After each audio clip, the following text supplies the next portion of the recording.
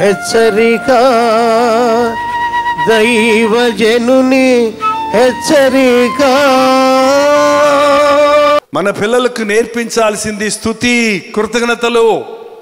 చాలామంది యవనస్తులకి ఇవాళ స్తుతి కృతజ్ఞతలు లేవు. ఆశీర్వాదకరంగా ఉండవలసిన తల్లిదండ్రులే అభ్యంతరకారకులుగా మారుతున్నారండి. చాలా విచారం, చాలా విచారం.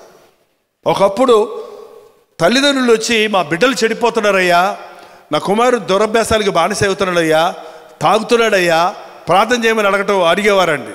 ఈ రోజుల్లో పిల్లలు వచ్చి మా నాన్న ఇంకా మారలేదు, మా అమ్మ ఇంకా మారలేదు, మా నాన్న తాగి తాగి శరీరాన్ని పాడు చేసుకుంటున్నాడు, ప్రార్థన చేయమని అడుగుతూ చూస్తున్నామండి.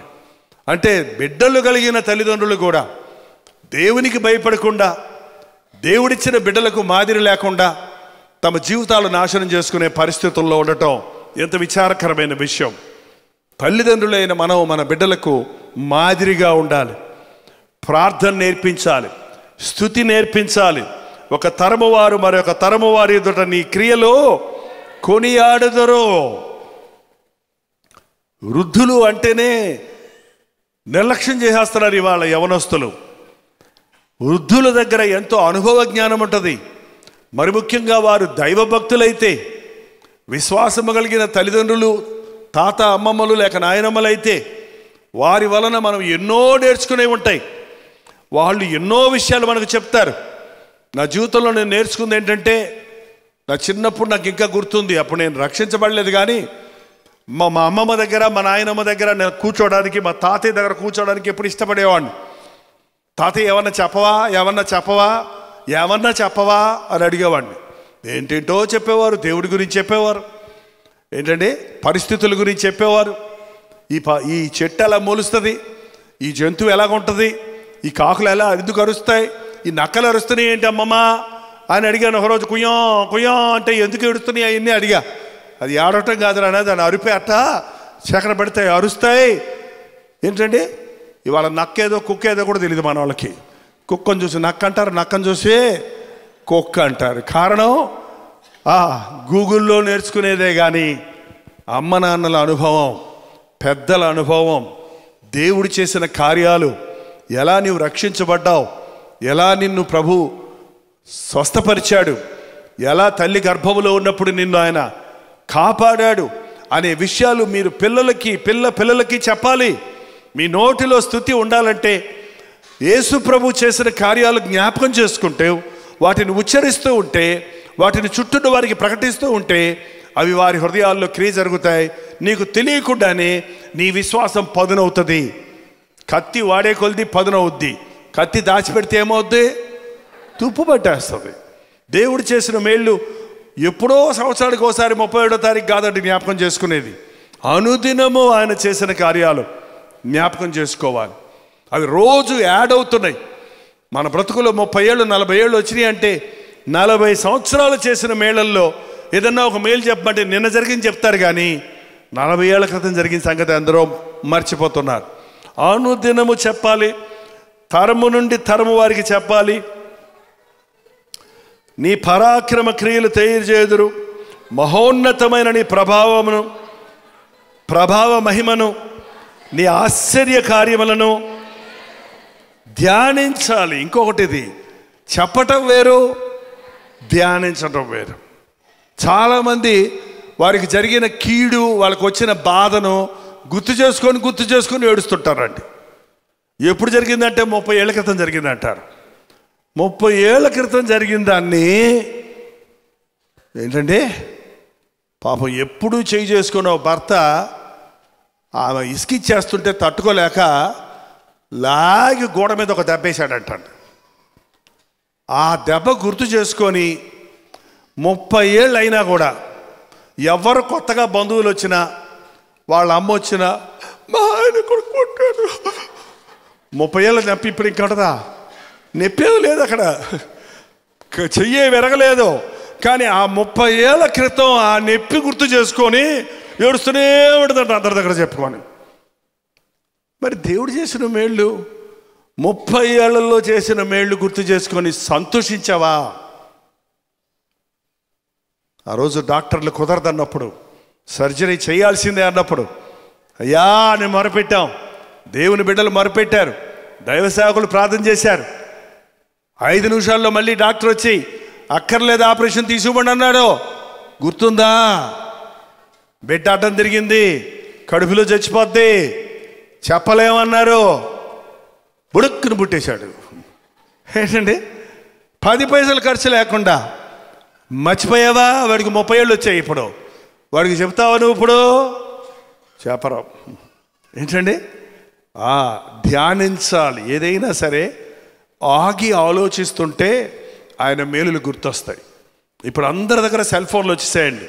ఓ చిన్న పిక్ పెట్టుకోండి, ఒక పిక్చర్ పెట్టుకోండి. ఈ మట్టి బుర్ర మర్చిపోతుంటుంది. మట్టి ఏం కాదు, మంచి బుర్రే, కానీ మట్టితో నింపుకున్నాం మనం, సోమర్తనంగా నింపుకుంటున్నాం. ఒక చిన్న పిక్చర్ చూడగానే 30 ఏళ్ళ 40 ఏళ్ల క్రితం పెద్ద డబ్బులు లేవు, పెద్ద స్థాయి లేదు, కానీ మిమ్మల్ని దర్జాగా దేవుడు పెంచాడురా, దేవుడి ప్రణాళికలు మీరున్నారా అని మనం ఎంత చెప్పినా వినపడదు. బొమ్మ చూపిస్తే అంటారు అప్పుడు. ఎందుకంటే వాళ్ళ పిల్లలు ఉన్నప్పుడు వాళ్ళకి తెలుసా? మీరు పిల్లలు ఉన్నప్పుడు మీరు ఎలాగుంటారు మీకు తెలుసా? ఏంటంటే, దేవుడు చేసిన మేళ్ళు ఒక చిన్న పిక్చర్ తీసి పెట్టుకోండి. సంవత్సరంలో మీ మార్పులు ఎలా కలుగుతున్నాయో చూసుకోండి. కనీసం జనవరి 1వ తారీఖు ఫ్యామిలీ ఫోటో తీసుకోండి. తీసుకున్నారా? ఎవరన్నా చేయి చూపించండి. మిగిలిన వాళ్ళు ఫ్యామిలీలు లేవా? ఫ్యామిలీలో ఉన్న అందరూ చేయి చూపించండి. అదిగో,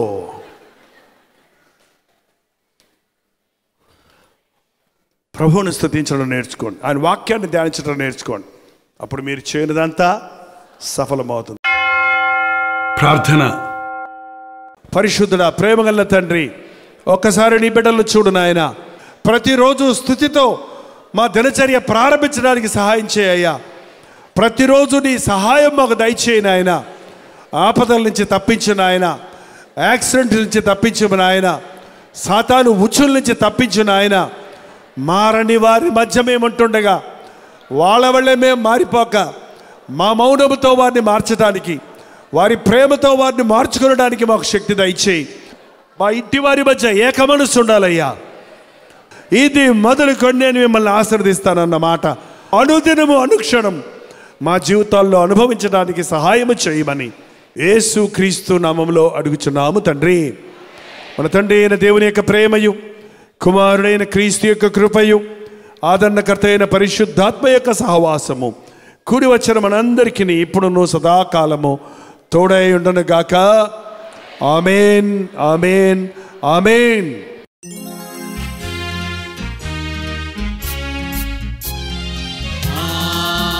హల్లెలూయా, హల్లెలూయా, హల్లెలూయా.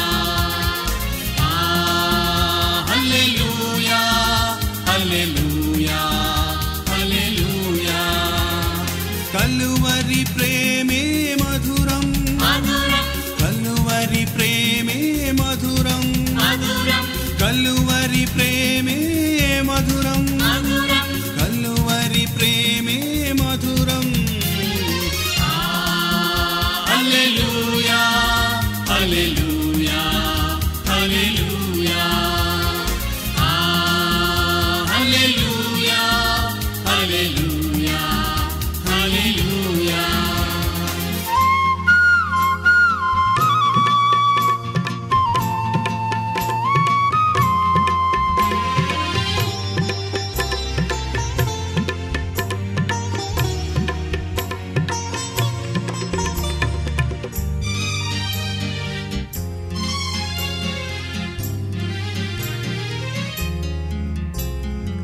సిలువపైన విలువ త్యాగం చేసినావుగా, పాపినైనా నా కొరకు చిందించినావుగా, రుధిరం చిందించినావుగా.